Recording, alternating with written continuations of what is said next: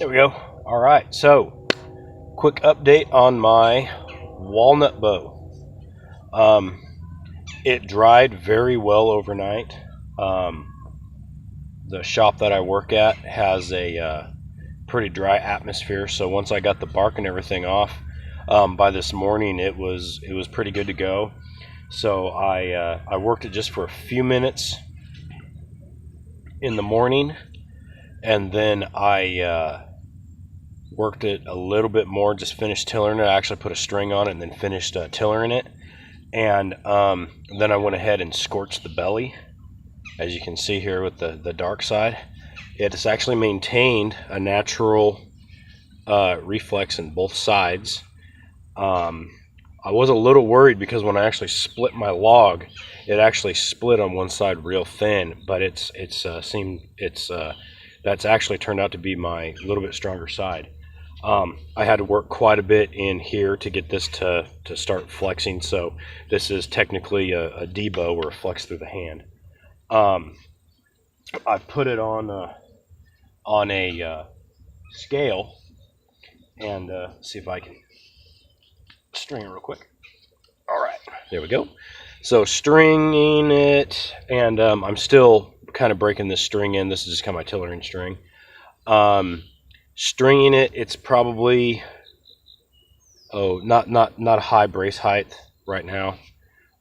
This is paracord, so it's kind of stretchy, but I put it on the scale and it's 40 pounds at 24 inches. So this bow is pushing, not quite 5 foot, but pushing it, and so it should have a longer draw, so it could possibly be a 45-pound bow, which is absolutely great. If at this length it isn't, doesn't increase or have a stronger pull, there's a formula that you can run through, and I can actually just shorten these limbs just a little bit and bump that up a few pounds. So anyways, I was just going to give an update on this. It's working really well. That's about 24 inches, just right about there. That's my draw for my 48-inch hornbeam bow, and that's about it right there. So that's about 40 pounds right there, and if I pull it to full draw, I can feel a little bit more tension, not a whole lot, so it's probably pushing 45 pounds. But I will wait to see after I oil it and heat it if the poundage doesn't go up. A couple of my bows, after I've greased them and heated them and let that seat in, for some reason they do get a little harder, it seems, or maybe it's just that the wood cures over a little bit of more time.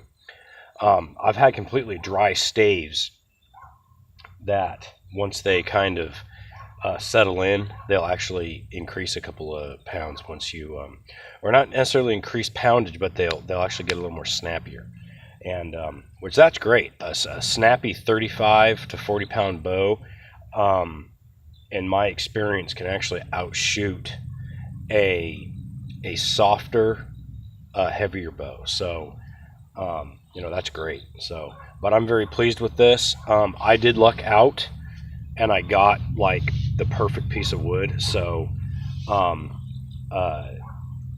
which is kind of nice considering a couple of my other recent bow attempts have failed.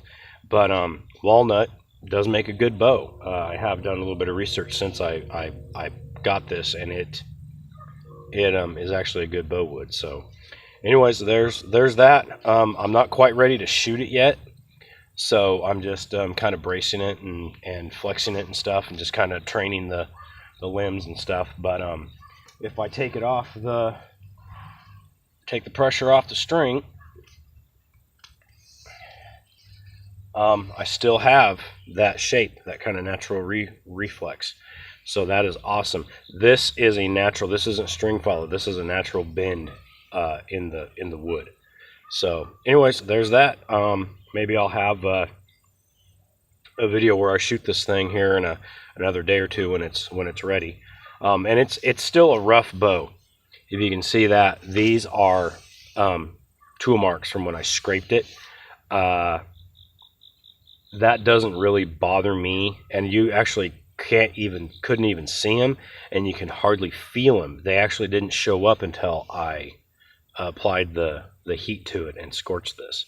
So they don't bother me. They shouldn't really affect how the bow works anyway. So anyways, there's that.